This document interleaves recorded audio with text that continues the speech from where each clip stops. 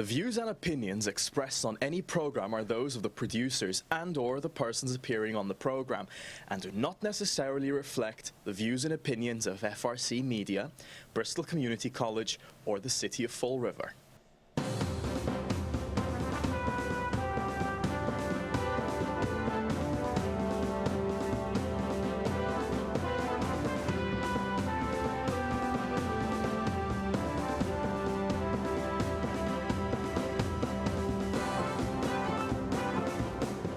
Well, hello. Welcome to Spindle City Straight Talk. I'm Chip. And I'm CJ. And it's Wednesday. It's a little confusing back here now. CJ got a haircut, everybody. Hey, look. Yeah. Had the years lowered. You're going to take a little bit more off the I know. top, I'm getting there. I'm getting there. This is getting confusing now because I got to operate two consoles. One for our Facebook feed. Hello there on Facebook. We're back again. And one for our YouTube feed. Hello, YouTube. We're back again. So it makes for an interesting time because I'll tell you, I don't have a lot of time to get it set up, but it works. Well, I think we have to thank all those people who are actually watching us live today with the circus beginning in Washington. Oh, yeah. It began at 10 o'clock this morning. Yeah, it began an hour ago, and the circus begins. And it's being broadcast on all networks. There's going to be nothing to watch on television for these people. They're going to go crazy. I know. Well, watch us. Yeah. We'll bring the local circuses to you. And we have the local circus again going on. Hey, before we go anywhere, I have to talk about this. And you brought it up. I guess Paul Coogan was a little upset about something I may or may not have said. And I want to make this very clear. If I'm going to say something to you, I'm going to say it to you. If I publish it, I stand by it. And if I say it on this show, I stand by it. I have always held, and as you have, Chip, we don't believe that we need a chief of staff in this city. This isn't the presidency. All the chief of staff is a glorified, overpaid secretary. That's all it is. And that's all it has been for a long time. And I think that that's ridiculous. This position came about because Ed Lambert wanted to create it for his secretary, slash girlfriend, slash whatever. And he did. And she took that job and she got a gross pay raise, or I mean a huge pay raise. So, and that's all it was created for. Prior to that, every mayor in this city operated the city with one or two secretaries. So, it's nothing against Ann O'Neill Souza when I say I don't support this position. I don't. And when I said, because I checked back everything I've said, when I said they're bringing back the old, that's exactly what they've done. Ann O'Neill Souza was in a previous administration, and Paul said he wasn't going to bring back the old good old boy network, but that seems to be what he did to many people. They made those comments. And, you know, you got to pick some people that you trust. There's no question about it. And a confidential employee, which the chief of staff's position is a confidential employee, that's somebody you have to trust. But doesn't mean that we have to agree with the position. And that's my position right there. So I'm sorry if Paul was upset that thinking I said something that I didn't say. I'm not sure if he'd have to say if he was upset. We had a conversation, and that came up among other things, and he just referred to your comment, and I clarified. I said exactly what you said. So I think it takes some clarification here. We need to give everybody, because we like to go back to the beginning of time if possible, and we were alive then. So, we're older than dirt. One of the benefits, and one of the few benefits of being around for a long time is, if you retain your memory, you know how a lot of these things evolved. So we went back to the inception of the chief of staff under the Lambert administration. And then you discuss, so that brings us back to a whole bunch of things. So first of all, let me preface this by giving you my full, the way I feel about this whole thing. And I'm going to go back to the beginning of when this all began, it all began, during the Viveris administration, Carlton Viveris. I am opposed, and we have been opposed since the creation of the chief of staff's position, because it was a glorified position of secretary While I understand that mayors like to have administrative assistants and aides and things like that, because look, mayor's got a lot of things to do. But let me clarify one of the reasons I don't like the position. First of all, I don't believe the mayor should, people say the mayor has to have a staff. As far as I'm concerned, once we created the city administrator's job, the mayor doesn't need a staff. He has a person whose sole job and six-figure salary is to administer this city, to ensure that department heads are justifying their six-figure salaries by running the city. This is not a multinational bank with millions of investments. Everybody works in a department, and I said that in the last show. So my position is, if you want a chief of staff, and I don't agree with the chief of staff position, let me make that clear. The chief of staff's position in Fall River has morphed into a deputy mayor position. The original chief of staff was a title affixed to someone to give him a pay raise. Now we have chiefs of staff who are bullying department heads, who feel they are in charge of department heads, which they're not. They're an assistant to the mayor.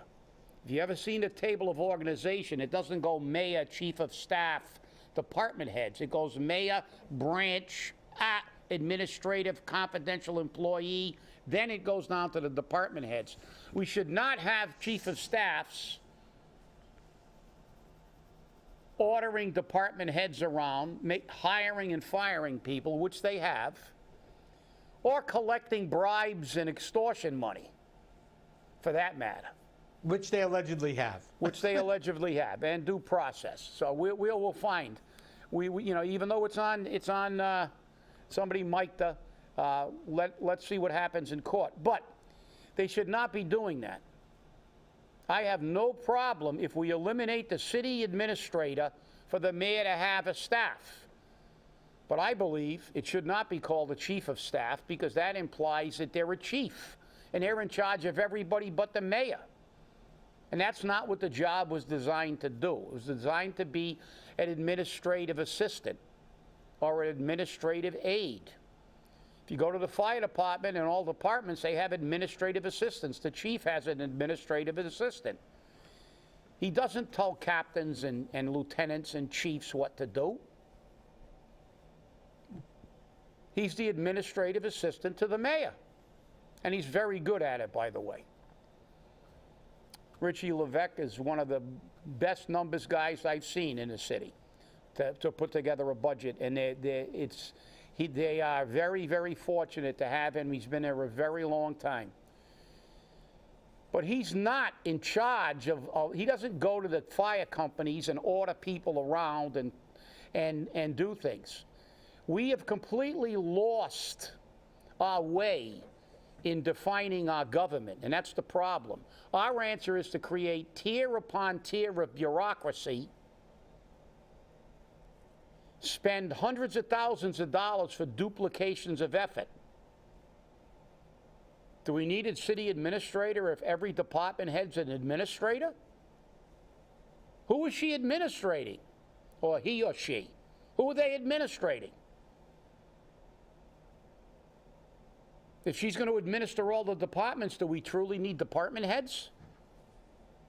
See, these are the questions that used to be asked years ago when we tried to keep government spending down. But where have we come to? We've come to deans of students in middle schools, tier upon tier of administrators in the school department, in the city, duplications of jobs. The school department's got a treasurer. The city's got a treasurer. Duplication. Doesn't the school department budget come under the city budget? But yet we're paying both treasurers very big salaries with full benefits. Why can't one treasurer get a little bump and then handle the school department? They're supposed to be qualified to be a treasurer. The city treasurer.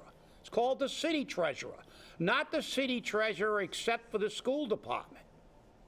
Same thing with building and grounds.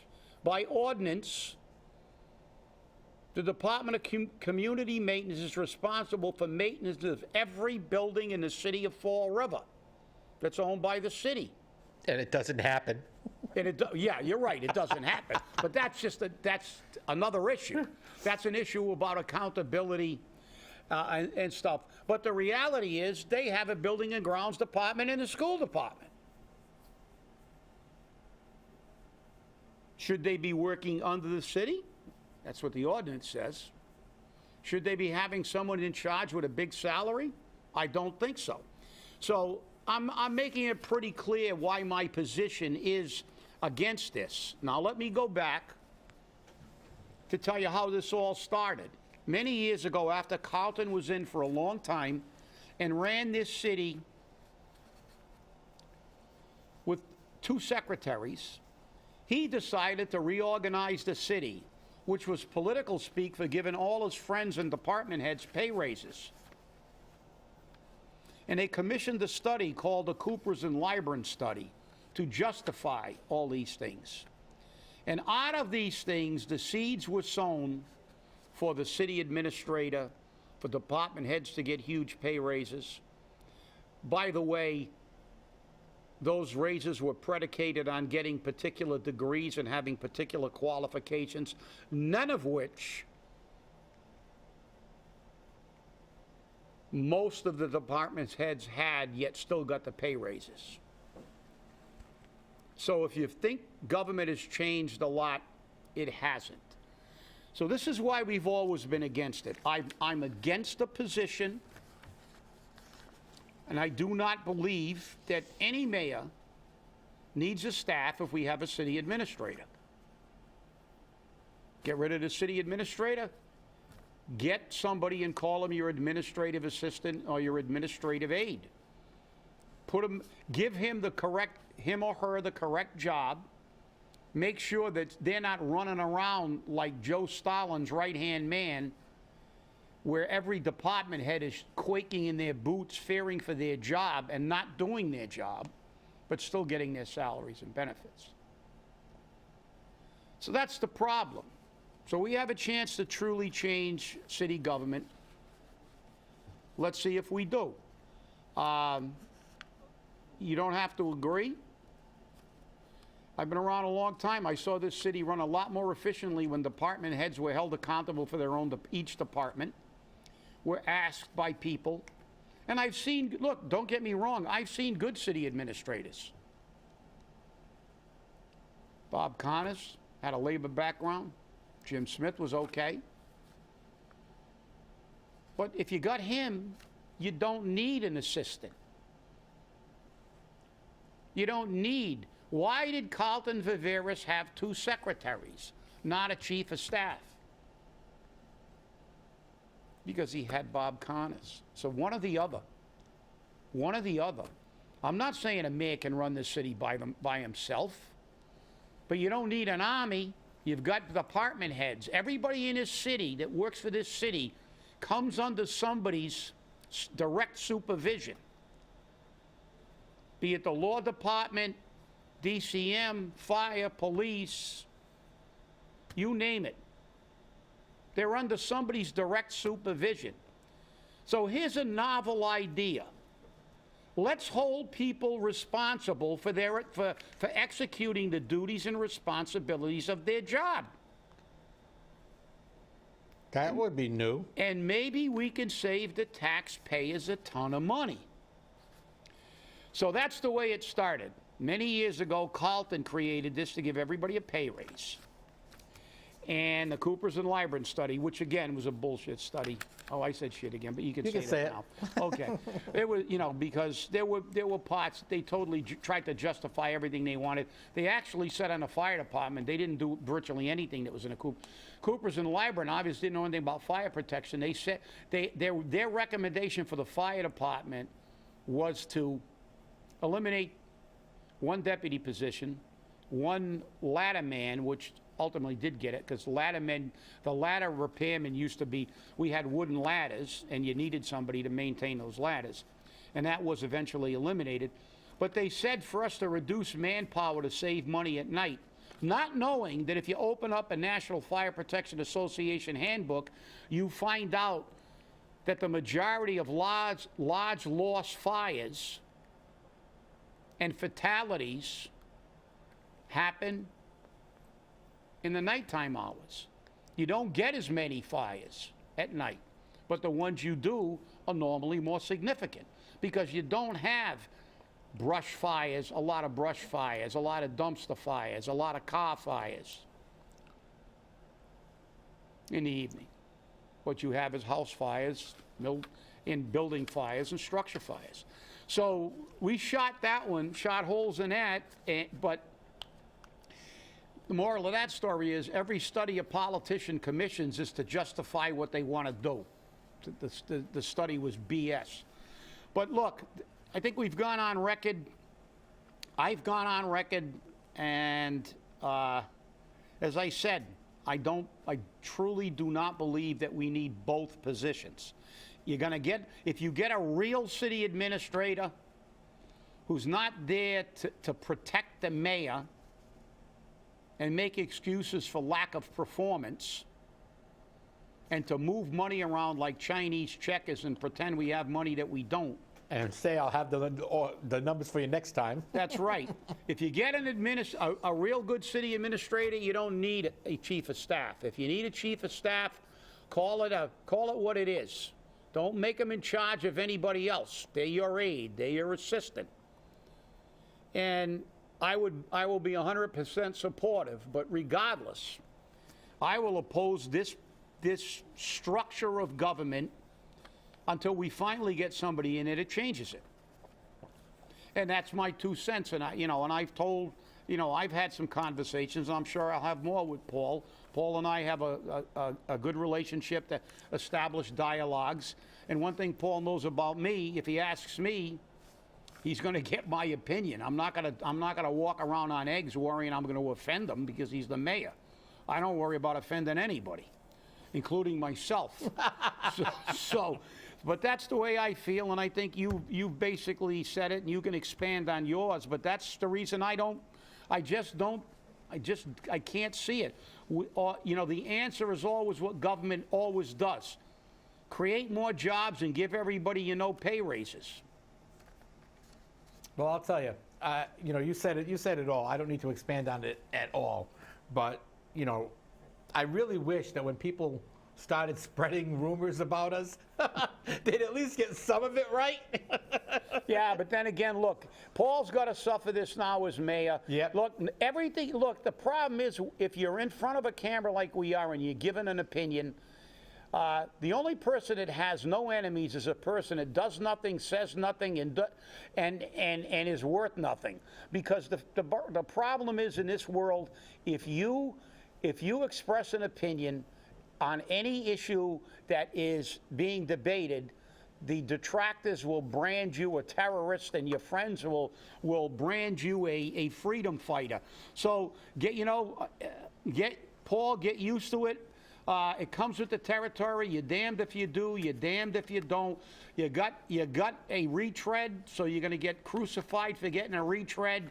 But then if you got somebody who was totally unknown, they'd say, well, I wonder how he's connected. Right. Or she's connected. Right. So the bottom line is you can't win. All you can do is do what we do. Try to give the best information and an honest opinion and do what you can, and I trust you can because I know you, and I know fundamentally you're a guy who's is honest enough to say what he feels, and if we disagree, we disagree. And we've disagreed with Paul before, and we've always remained civil. That's right. So I think we've put this one to bed, but we can't cure the barrage of Facebook attacks because we get them. You get them. My attacks went as far as going on to WSAR. They were saying, hey, this is who he is. He had lawsuits against the city. He won money against the city. I mean, they're broadcasting my life, and I'm like, okay, yeah, it's nothing that's not public already. So, well, I mean, you should thank them and hire them as your public relations firm. I know. Because they said you won. So obviously, if you won, you were right. Exactly. You went to court, you beat the city. So it's like, okay, thank you for the PR. But it comes with the territory, and unfortunately, it's a way of life today in the United States. Years ago, you could stay on an issue and disagree on an issue. Today, if you disagree, you're a racist, you're a homophobe, you destroyed my safe space. There's something wrong with you if you disagree. There is no more freedom of speech. As one of the lunatics at one of the colleges said when she was arguing with a Trumper, she said, fascists do not have freedom of speech. Well, I'm sorry, but that's not what the Constitution says.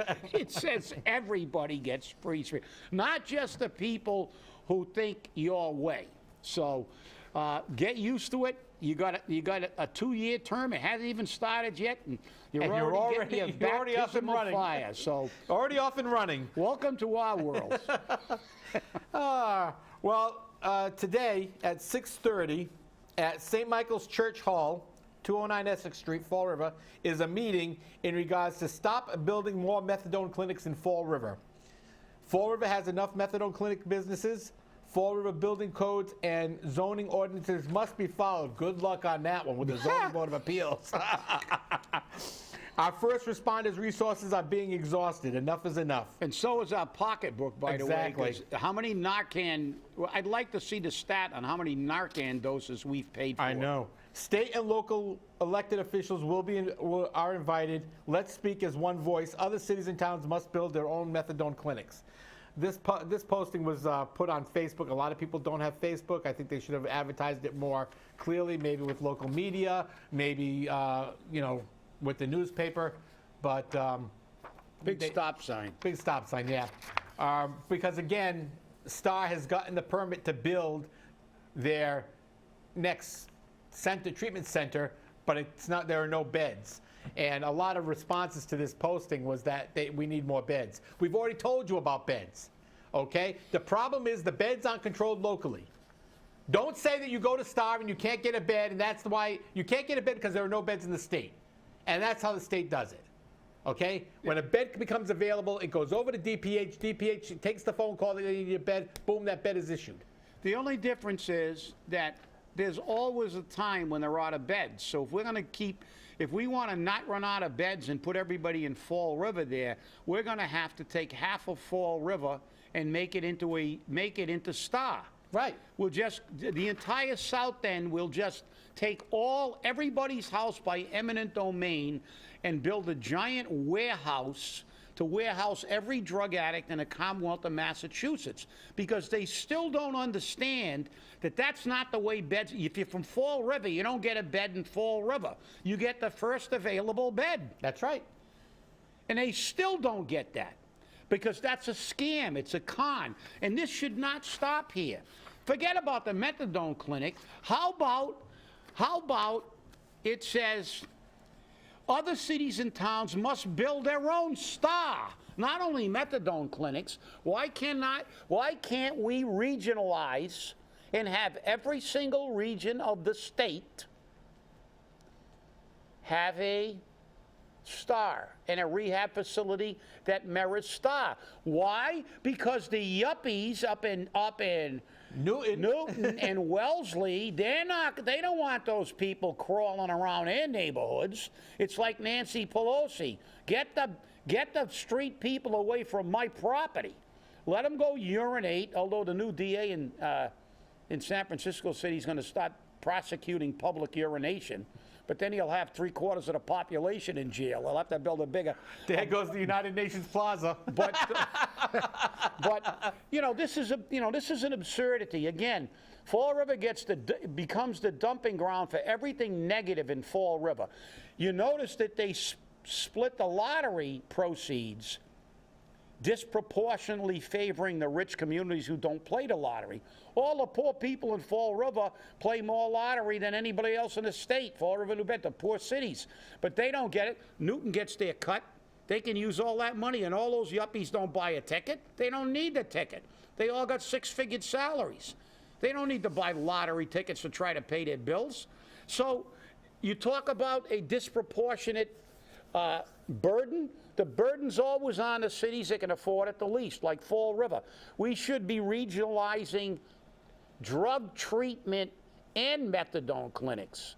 So I beg to, while I agree with this, in part, doesn't go far enough for me. No, exactly. And the thing about the methadone clinics is that those methadone patients get bussed in at your expense. They get cabs from... Or a cab. Yeah, better yet, a cab. Yeah, they get cabs from all over the state to come to Fall River to get methadone because in their previous locations, they were using and they got kicked out of those programs. So they got to come here now. And that's the problem. It's all about money and it's all about taking your tax dollars. That's all it is. I'm sorry, I've never, in my professional opinion as a nurse, I have never supported methadone in the way that it's currently utilized.